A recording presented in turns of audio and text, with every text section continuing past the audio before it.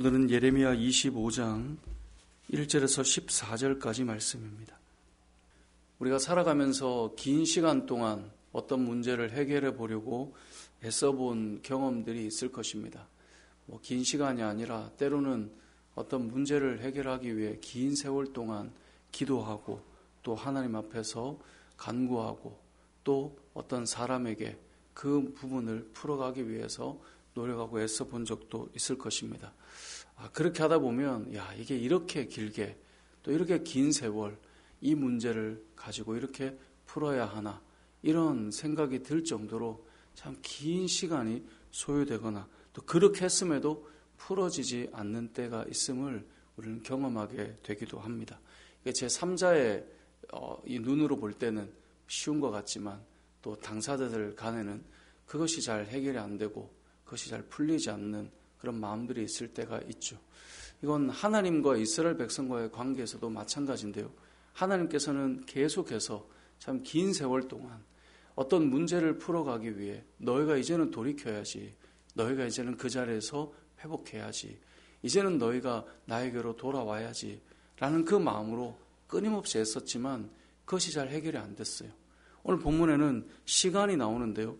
예레미야 선지자를 통해서 하나님께서 계속해서 말씀하셨는데 무려 23년 동안이나 돌아오라, 돌아오라. 이게 한두 해도 아니고 그 깨어진 관계를 풀기 위해 이제는 돌아오라 라고 말하는 시간이 너무나 길게 걸렸어요. 오늘 본문 3절을 보세요. 유다의 왕 아몬의 아들 요시야 왕 13째부터 오늘까지 23년 동안 여호와의 말씀이 내게 임하기로 내가 너에게 꾸준히 일렀으나, 무려 23년 동안 꾸준히 계속해서 하나님의 마음이 무엇인지, 그들이 돌아와야 할 자리는 어디인지, 또 그들의 지금 문제는 무엇인지, 그들의 목이 곧고 완고한 그 모습을 깨트려서 하나님 앞으로 다시 돌아와 회복해야 될 것이 무엇인지를 계속해서 말씀해 온 거예요. 꾸준히 23년 동안이나 전해왔던 거예요.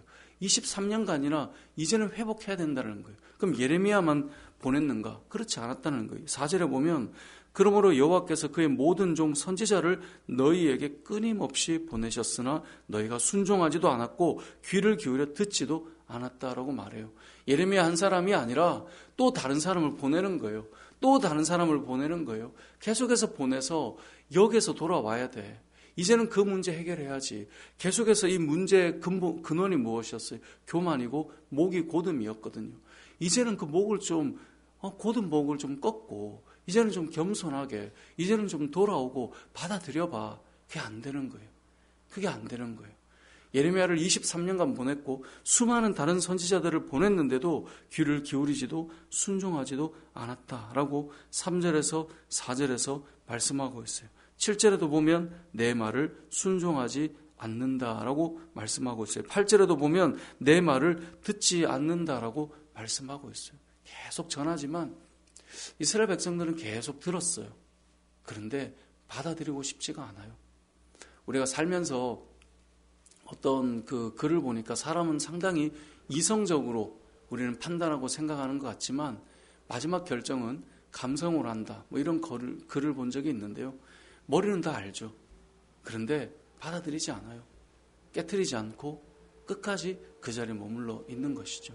그래서 결국은 돌이키지도 내 말을 듣지도 않고 버티는 그 완고함들을 하나님께서 무너뜨리시기 위해서 어떻게 합니까?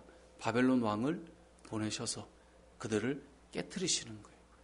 우리가 예레미야서에 보면 토기장이가 그릇을 깨트려 다른 그릇을 만드는 이야기가 나오지 않습니까? 결국은 깨트리지 않고는 안 되는 그 고든 목 때문에 결국 깨트리시기로 결정하는 거예요. 그래서 바벨론 왕을 보내서 너희를 칠 것인데 11절에 가보면 이 모든 땅이 폐허가 되어 놀랄 일이 될 것이며 이 민족들은 70년 동안 바벨론의 왕을 섬기리라. 23년간 버텼는데요. 70년 동안 완전히 폐허가 되게 만들어 놓으시는 거예요. 무슨 마음을 만드는 걸까요? 우리의 마음을 완전히 비우고 깨트리고 겸손한 마음으로 만들어서 그 이후에 다시 돌아오게 하시는 거예요. 이러한 시간들이 이건 한 이스라엘 나라의 이야기 같지만 신앙생활을 하는 우리들의 이야기일 때도 참 많습니다. 우리들을 하나님께서 깨트리실 때가 있어요. 그리고 나서 다시 세우시는 거예요. 다시 빚어가시는 거예요. 그걸 예레미야서는 다른 그릇을 만든다라고 표현하거든요. 이전의 내가 아니라 다른 사람으로 또 빚어가시는 거예요. 그것이 아니고는 우리가 잘 안 되기 때문에 그래요. 그래서 늘 우리가 말씀드리지만 맞기 전에 잘하자, 깨트려지기 전에 잘하자 이런 말을 하지만 그럼에도 불구하고 저나 여러분이나 하나님께서 때로는 강하게 한번 우리를 정신을 들게 하지 않으면 잘 안 될 때가 있단 말이죠. 그래서 오늘 본문에 보면 70년 동안 이런 일이 일어나게 할 것이다 라고 말씀하고 있는 것이죠. 이 땅을 사랑하는 우리들에게 필요한 것은 무엇일까요? 결국 순종하는 마음이에요. 하나님의 말씀을 우리에게 들려주실 때 빠를수록 좋은 거 아닐까요?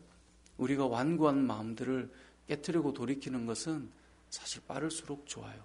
하나님과의 관계에서 멀어져 있는 시간을 좁혀야 된다는 것을 깨닫게 되면 빠를수록 좋아요. 우리의 무너진 어떤 시간들을 회복시키는 것, 빠를수록 좋은 것이죠. 제가 우리 아이들에게 종종 하는 이야기가 지금 기분이 상해도 빨리 풀지 않으면 그거 더 깊어지고 오래 간다.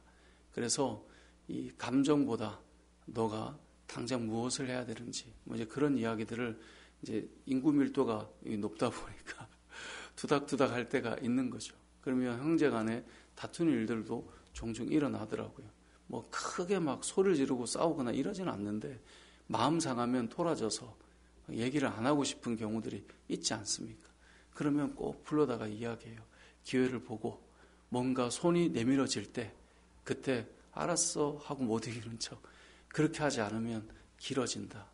여러분, 이 사람과의 관계도 그런데요. 무엇보다 하나님과의 관계는 더 그래요. 하나님과의 관계는 조금 멀어지면 그걸 돌이키는 시간이 더 많이 길더라고요. 오늘 이 본문의 말씀처럼 하나님께서 꾸준히 예레미야와 많은 선지자를 보내셔서 돌이키시고 또 돌이키려고 하실 때 그때 돌아가는 것이 가장 지혜이고요. 우리의 인생도 마찬가지라는 것. 하지만 그것이 되지 않을 때는 더 많은 세월을 우리는 돌아보고 생각하게 되는 시간들을 하나님께서 만드시게 되는데 그 전에 순종하고 듣는 귀를 우리에게 주시고 하나님께서 말씀하셔서 세워가시는 은혜가 있기를 바라고 혹 우리 안에 이러한 폐허가 되는 시간이 온다 할지라도 하나님께서 이 시간을 통해 나를 온전히 다르게 세워가시는 시간이구나. 그것을 이스라엘 백성들이 깨달았던 것처럼 우리도 깨닫고 믿음으로 또 새로워지는 저와 여러분의 삶이 되시길 주님의 이름으로 축복합니다. 아멘.